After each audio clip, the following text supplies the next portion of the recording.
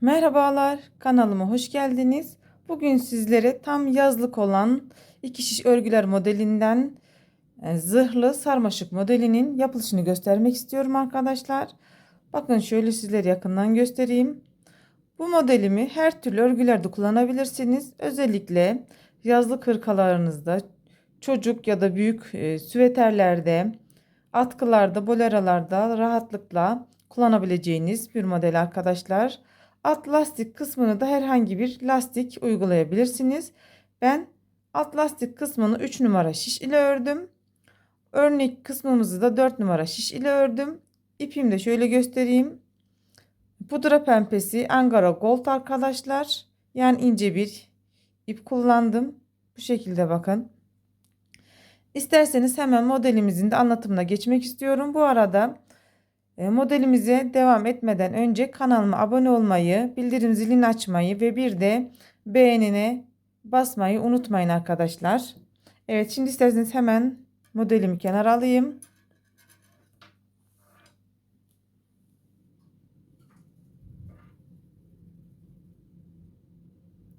Ben burada ilmeklerimi attım. Bir sıra ters ördüm. Birer sıra hem önden hem arkadan, modelimiz belli olsun diye. Evet, şimdi hemen buradan modelimize başlıyoruz. 4 numara şişimizle. İlmek sayımız da arkadaşlar 3'ün katlarından oluşmaktadır. Yani tek sayıda yapıyoruz. Yani 3'ün katları değil de şöyle söyleyeyim. Mesela yeleğiniz bir tarafı ya da hırkanızın bir tarafı 96 ise 97 yapıyoruz. Yani tek sayıdan oluşmak üzere.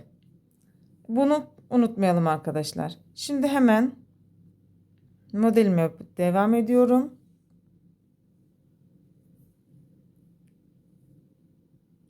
Bir saniye modelimi, ilmeklerimi sizler için netleyeyim.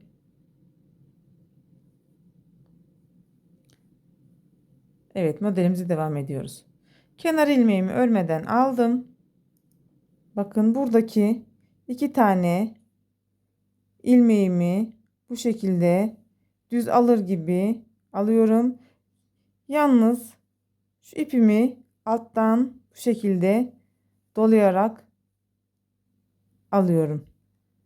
İpimi kendi tarafıma aldım. Bu şekilde tekrar iki ilmeği alttan dolayarak ikisini bir alıyorum. Yine ipimi kendi tarafıma aldım. İkisini bir ilmeğimi alttan dolayarak alıyorum. Evet, bütün ilmeklerimizi 2 2 bu şekilde alıyoruz arkadaşlar. Modelimizin birinci sırasında ön yüzümüz bu şekilde.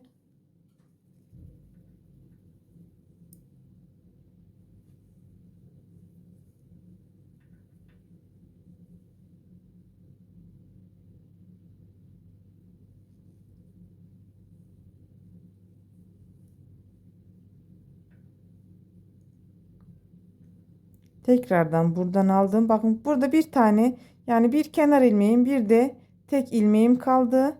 Bunu bu şekilde alttan tek olarak bir tane düz olarak örüyorum. Ve kenar ilmeğimi de ördüm. Evet, örneğimizin arka yüzüne geçtik. Kenar ilmeğimi yine örmeden alıyorum.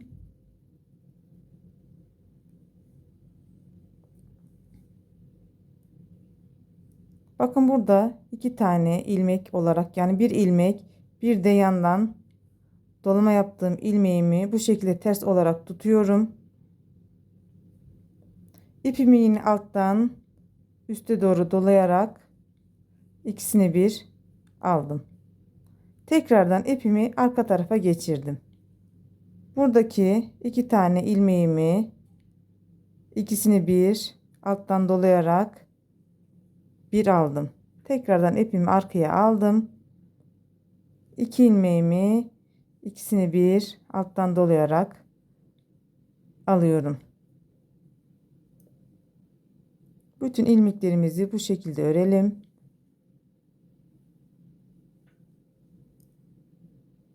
Arkadaşlar bu şekilde dolamamıza dikkat edelim lütfen.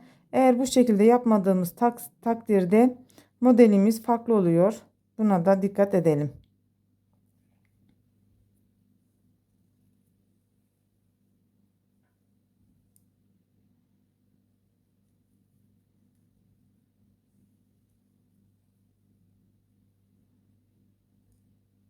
Bakın bir tane yine kenarda bir ilmek kaldı ve burada kenar ilmeğim.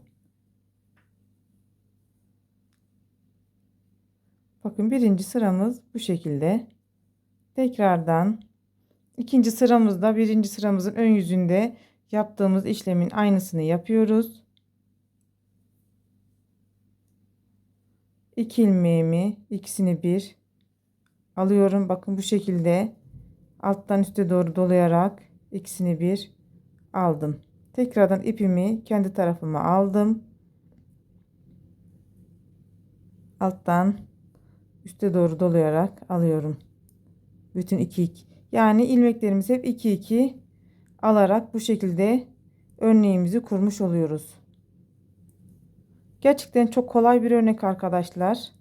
Oldukça da güzel, şık duran bir örnek. Yani kolaylıkla da yapabilirsiniz. Çok çabuk biten bir örnek. Yani şöyle söyleyeyim, toplam 2 tane yumaktan bir tane süveter çıkarabilirsiniz. 38-40 bedene göre. Bedeni de sizlere söyleyeyim. Evet, ikinci sıramızın ön yüzünü tamamladık. Bakın.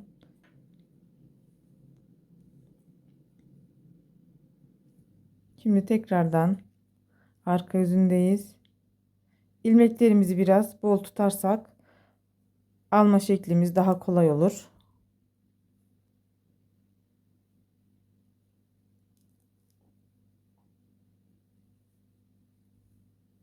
Tekrardan bakın alttan çevirerek 2 ilmeğimi ikisini bir aldım.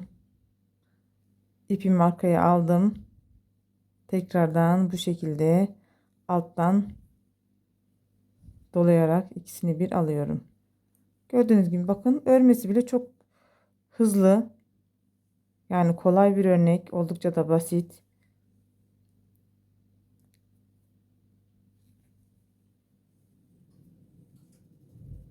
Umarım videomu beğenmişsinizdir. Örneğimi de beğenmişsinizdir arkadaşlar. Başka bir videoda görüşmek üzere. Videomuzun da sonuna geldik. Bu gibi farklı örneklerle beni karşılamak istiyorsanız videomu beğenmeyi ve kanalıma abone olmayı unutmayın lütfen. Evet. Şöyle son kez gösterelim. Bakın hemen ikinci sırada modelimiz kendini gösteriyor. Şöyle diğer modelimi göstereyim sizlere.